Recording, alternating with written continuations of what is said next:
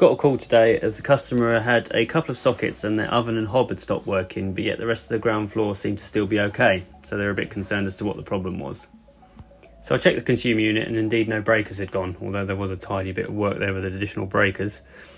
First thought was a loose connection in the board though, so I went in there and checked all the connections and screws right the way through, and it was all good in the unit, albeit a bit untidy, but otherwise all okay.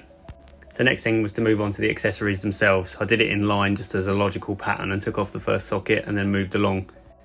The first one I checked had ridiculously loose connections, so when I tightened them straight away, the socket I had the Martindale plugged in the kitchen came straight back on. Seemed like an easy fix, but I wanted to be sure it wasn't anything more sinister as well, so I also checked both isolators and the other socket and had a little look around as well just to make sure, but they also had loose connections as well, so I made sure I was pretty thorough in how I re-terminated them all. Not really related to the fix, but I can't stand it when sockets look like that, especially when they're polished chrome, so I had to have a little tidy up of those as well. I'd obviously turned the power off to do all the adjustments, so once I re-energised and turned it back on, everything came on properly, including the oven. Checked all the sockets and then got the tester out as well and had a run through with that just to check voltages and did a couple of ZS readings as well just to make sure they were okay. Once I was happy I checked everything else, I even tried the oven out as well just to make sure there was nothing wrong with that. Even reset the clock while I was there as well.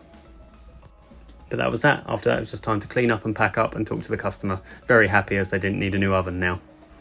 That was it for another call out. Follow us for more.